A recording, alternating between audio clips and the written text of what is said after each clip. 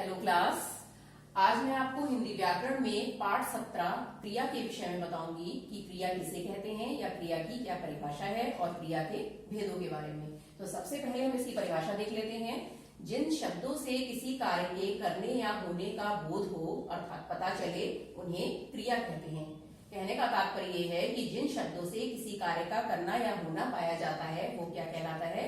क्रिया। अब है क्रिया के भेद। तो क्रिया के जो भेद होते हैं उनके दो आधार हैं इसके। एक तो है कर्म के आधार पर क्रिया के भेद और दूसरा है प्रयोग और संरचना के आधार पर क्रिया के भेद। तो सबसे पहले हम देखते हैं कर्म के आधार पर क्रिया के भेद। तो कर्म के आधार पर क्रिया के भेद हैं नंबर 1 पर सकर्मक क्रिया और अकर्मक क्रिया। ठीक है, सकर्मक क्रिया और अकर्मक क्रिया। सकर्मक क्रिया के भी दो भेद होते हैं, एक कर्मक और द्विकर्मक। तो सकर्मक क्रिया की परिभाषा इस प्रकार है, जिन क्रियाओं का जो कर्म होता है, ठीक है, जिन क्रियाओं का कर्म होता है वो और उसका जो फल किस पर पड़ता है? कर्म पर, वो क्या कहलाता है? सकर्मक क्रिया। ठीक है, जिन क्रियाओं का कर्म होता है और क्रिया का फल कर्म पर पड़ता है वो कहलाता है सकर्मक क्रिया। और अकर्मक में क्या होता है? अकर्मक में जिन क्रियाओं का कर्म नहीं होता है, ठीक है, जिन क्रियाओं का कर्म नहीं होता है और क्रिया का फल कर्ता पर पड़ता हो वो कहलाता है अकर्मक क्रिया।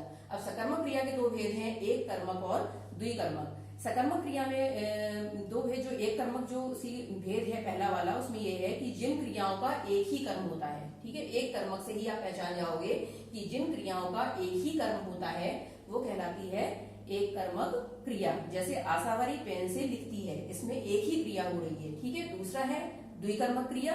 द्विकर्मक में है जिन क्रियाओं के दो कर्म होते हैं, ठीक है, कोई भी क्रिया हो रही है उसमें दो कर्म होते हैं तो वो कहलाती है द्विकर्मक क्रिया।